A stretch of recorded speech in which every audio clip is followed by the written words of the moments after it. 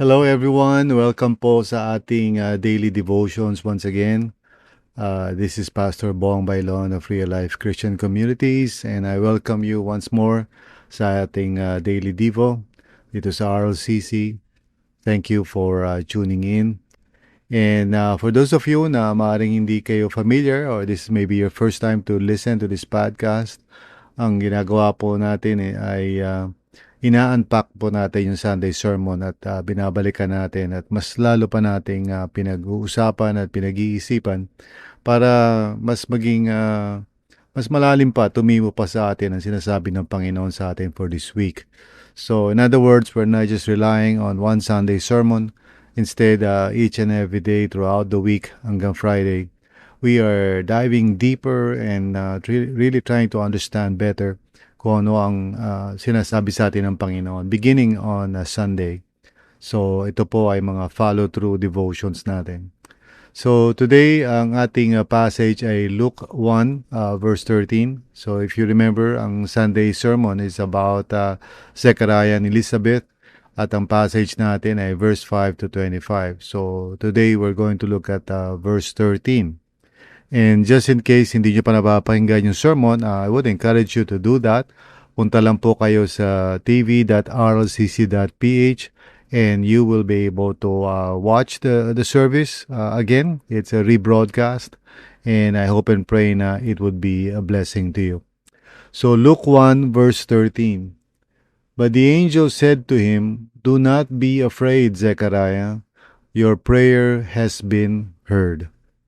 So praise God. Ang title po ng devotions natin today ay Your Forgotten Prayers Are Not Forgotten by God.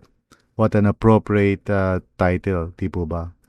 So tayo po ay manalangin. Let's pray and ask God to guide us sa ating devotional for today.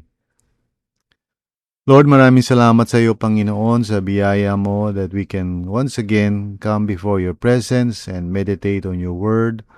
Salamat po, Panginoon, na by your grace, you're helping us to grow in our knowledge of you and enabling us by your Spirit to really receive your word gladly sa puso namin that we may be transformed, O Lord God, which is your purpose and will for us, that we may become more mature as the days go by, habang mas lalo namin nauunawaan ang iyong salita at mas lalo namin itong naisa sa puso at naisa sa buhay.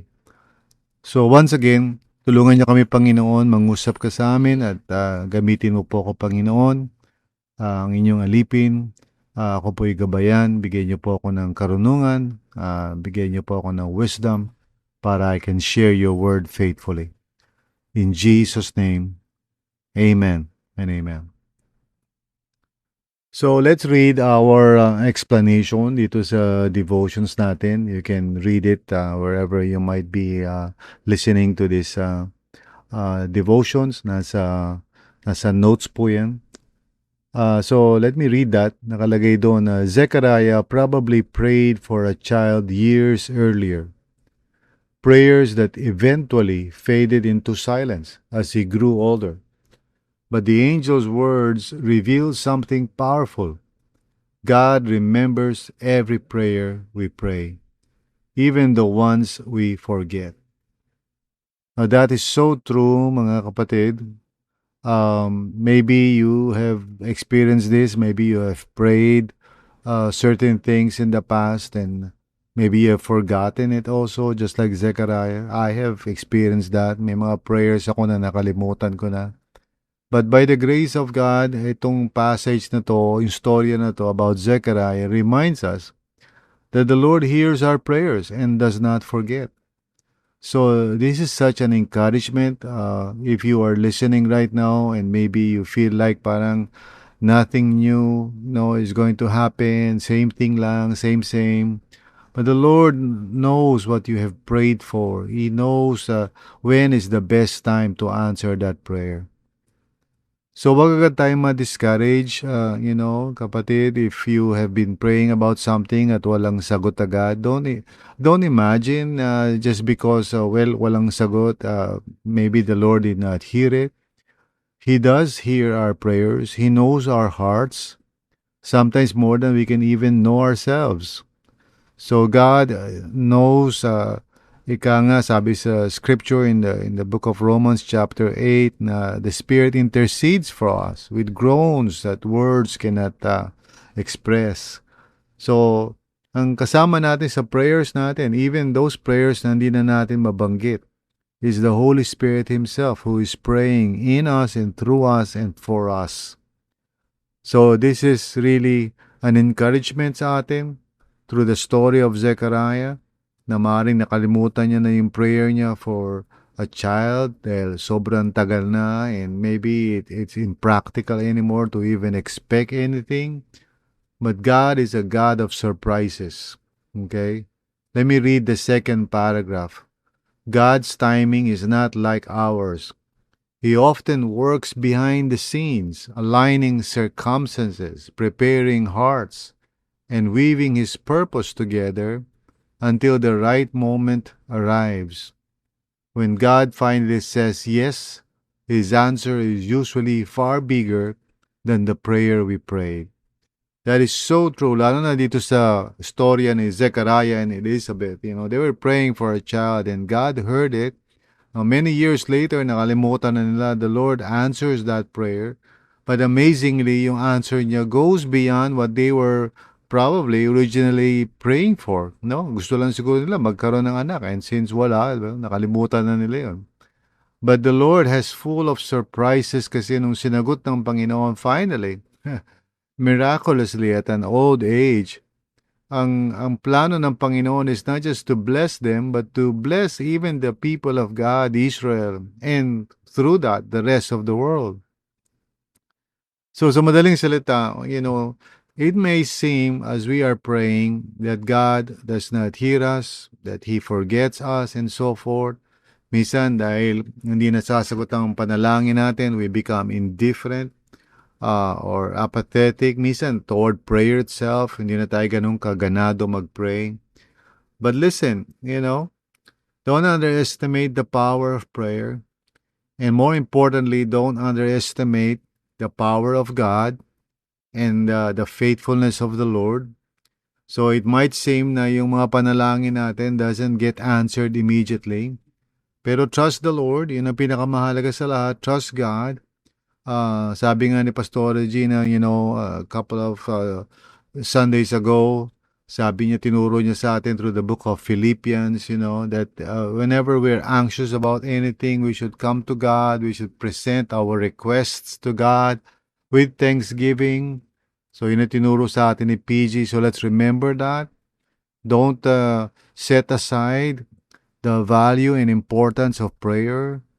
Develop natin sa buhay natin ang prayer so that we may just come before the Lord and trust to God kung ano man yung mga needs natin with thanksgiving. And then remember this, hindi nakakalimutan ni Lord yung ating mga pinagpipray. And of course, we need to ask God, Lord, gabayan mo ako sa prayer ko. I don't want to just ask for things. I want to pray in accordance with your will. And when we are praying in accordance with God's will for us, then we can be sure that God hears it, and if He does answer it, it will be more than we could ever imagine or think of. Now, I don't mean to say na, you know, pag wala kang anak, nag-pray ka, magkakaanak ka, even in your old age. I'm not saying that it does happen like that all the time. But the point is that, you know, God is full of surprises. No? Maybe not necessarily in that way or ayon sa ine-expect natin.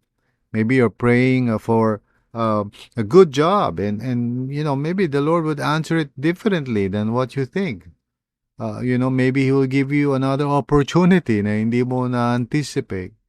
Or, yeah, minsan may kinalaman sa, you know, sa ganung mga bagay tulad ng nangyari kay Zechariah, wala siyang anak, no? Oh, no. So maybe God is going to do a miracle. Maybe God is going to give you something more than just, you know, a child that you're praying for. The point is that wag po tayong sumuko in terms of expecting much from God. Yun ang point doon. Wag natin i-underestimate yung ability ng ating Panginoon to really surprise us. Yun ang pinag-usapan natin this weekend. Yun ang ating tinalakay last Sunday when I preached this sermon, you know, surprised, you know, by Christmas. I hope and pray na maging attitude po natin ay hindi yung parang we're just going through the motions, we're just being traditional and all of that, not expecting much, just serving, okay naman yan, we're faithful to the Lord. Pero wag po natin hayaan na maging tayo, yung magkaroon tayo ng apathy, indifference, sige, okay lang kahit wala. Let's expect much from God. Expect to encounter the Lord when you come in worship every Sunday. Expect God to move when you pray.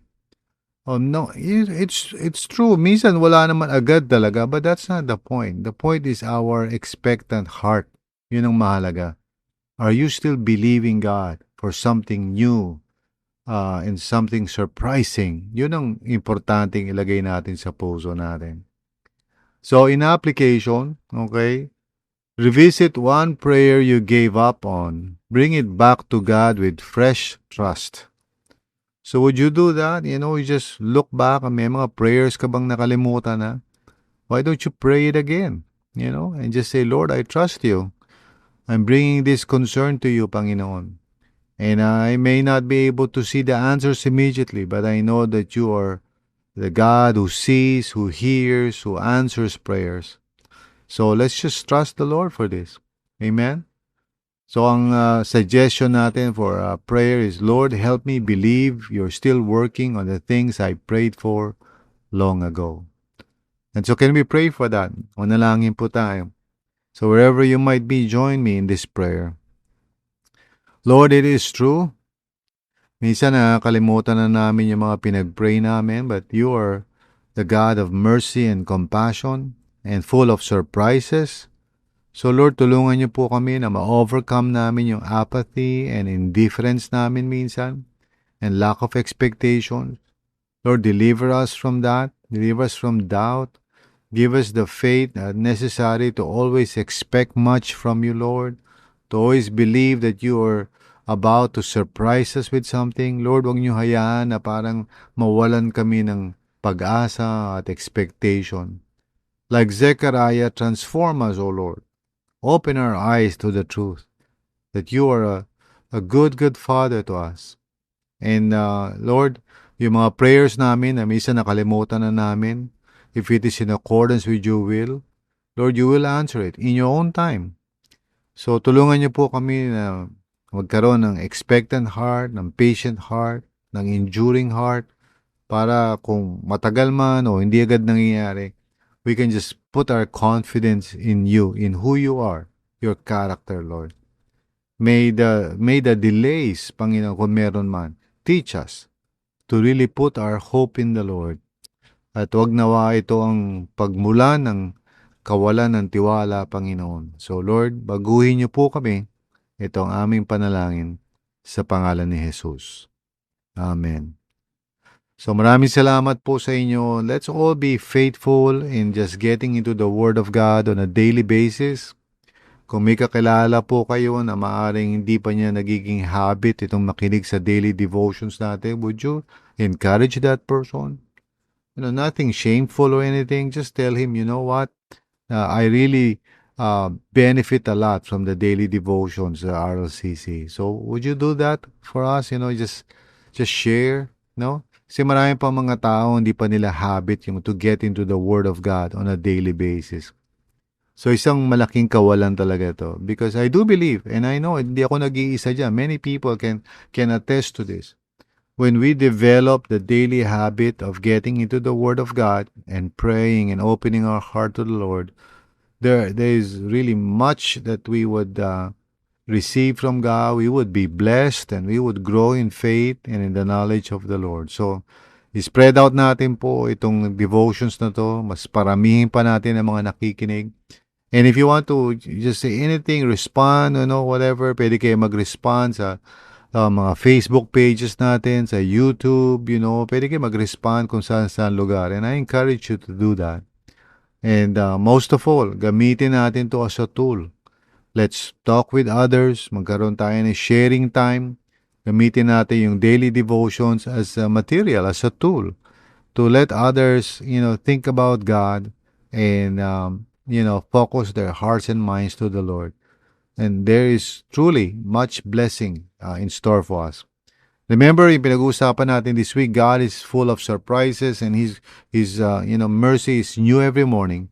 So wag po tayong maging parang going through the motions lang at walang ine-expect na bago.